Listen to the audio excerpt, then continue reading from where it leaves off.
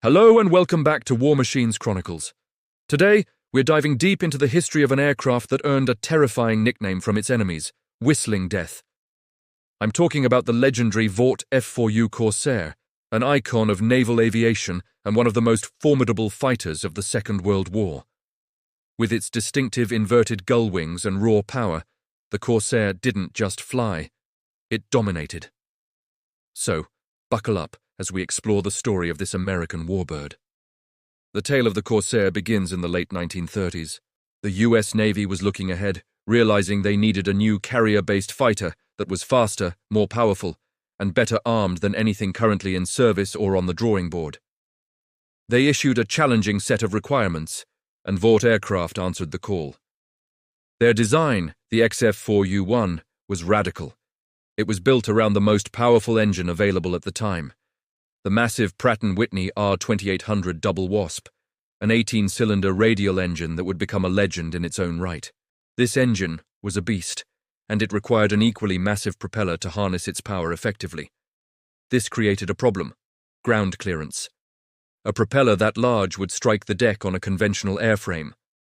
Vaught's engineers came up with an ingenious and now iconic solution: the inverted gull wing.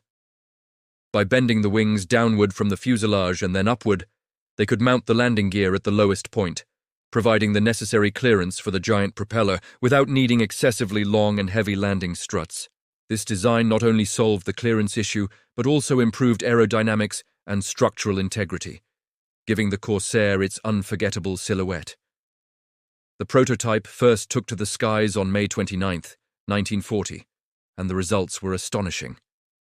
In October of that year, it became the first American single-engine fighter to exceed 400 miles per hour in level flight.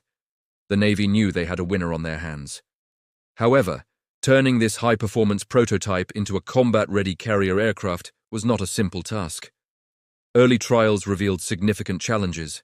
The long nose, a result of placing the cockpit far back for balance, severely restricted the pilot's forward visibility, making carrier landings extremely dangerous. The aircraft also had a tendency to bounce upon landing, which could cause it to miss the arrestor wires and crash into the barrier. These issues were so pronounced that the Navy initially deemed the Corsair unsuitable for carrier operations. But the US Marine Corps, which operated from land bases, saw the aircraft's immense potential. They needed a powerful fighter bomber for their island-hopping campaign in the Pacific, and the Corsair was a perfect fit. So, while the Navy ironed out the carrier landing problems, the Marines were the first to take the Corsair into combat in February 1943 from Henderson Field on Guadalcanal. It was here, in the skies over the Solomon Islands, that the Corsair began to build its fearsome reputation. Japanese pilots, accustomed to fighting aircraft like the F-4F Wildcat, were in for a rude shock. The Corsair was a different breed entirely. It could outclimb, outrun, and outdive their primary fighter, the Mitsubishi A6M-0. While the Zero was more maneuverable at low speeds, American pilots quickly learned to use the Corsair's superior speed and energy retention. They would use boom and zoom tactics, diving on their targets from a higher altitude, making a devastating high-speed pass with their 650 caliber machine guns, and then using their powerful engine to climb away to safety, leaving the enemy with no chance to retaliate. The Corsair's firepower was simply overwhelming. Its 6 heavy machine guns could tear enemy aircraft apart in a matter of seconds. Furthermore, it was built tough. The all-metal construction was incredibly robust, capable of absorbing significant battle damage and still bringing its pilot home. Stories abound of Corsairs returning to base, riddled with holes, with parts of wings or tails shot away, a testament to their rugged design. This combination of speed, firepower, and survivability quickly made it the master of the skies. The Japanese pilots gave it 2 nicknames. The first was Whistling Death, because of the distinct, high-pitched sound the wing roots made during a high-speed dive. When they heard that whistle, they knew a Corsair was on its way down, and it was usually too late. The Corsair was so effective that it achieved an incredible kill-to-loss ratio of 11-to-1 against Japanese aircraft, one of the highest of any fighter in the war. Over 2,100 enemy aircraft were downed by Corsairs, for the loss of only 189 in air-to-air combat. Meanwhile, engineers back home were working tirelessly to solve the carrier landing issues. Modifications were made, including raising the pilot's seat for better visibility and altering the landing gear to reduce the bounce. British Royal Navy pilots, operating their own Corsairs, developed a new landing technique. A slow, continuously curving approach that kept the landing signal officer in view the entire time. This technique was adopted by the US Navy, and by late 1944, Corsairs were finally operating effectively from American carriers, just in time for the final intense campaigns against the Philippines and the Japanese home islands. But the Corsair's story isn't just about air-to-air combat. Its versatility was one of its greatest assets. Its sturdy frame and powerful engine allowed it to carry a significant payload of bombs and rockets. This transformed it into a devastating ground attack aircraft. Marine pilots, flying in close support of troops on the ground, would use their Corsairs to smash enemy bunkers, artillery positions, and troop concentrations with pinpoint accuracy. During the brutal battles for islands like Peleliu, Iwo Jima, and Okinawa, the sight and sound of Corsairs swooping in was a massive morale boost for the infantry. Let's break down the physical characteristics that made it so formidable.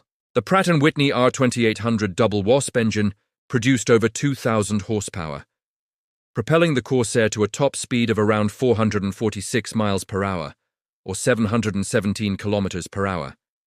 Its armament consisted of 6 wing-mounted, 50-caliber Browning machine guns, a standard and highly effective setup for American fighters. It could also carry up to 4,000 pounds of bombs or 8 5-inch high-velocity rockets, making it a true multi-role threat. The cockpit, while offering poor forward visibility on approach, was well protected, placed behind the engine and fuel tanks, giving the pilot a good chance of survival even when hit. And of course, the reinforced landing gear with its tailhook was essential for the brutal reality of carrier operations. The Corsair's service didn't end with World War II. Its robust design and ground attack capabilities made it invaluable during the Korean War in the early 1950s. While jet fighters like the F-86 Sabre took over the primary air-to-air role, the propeller-driven Corsair excelled at close air support for ground troops. It could loiter over the battlefield for longer periods, carry a heavy payload, and operate from shorter, rougher airfields.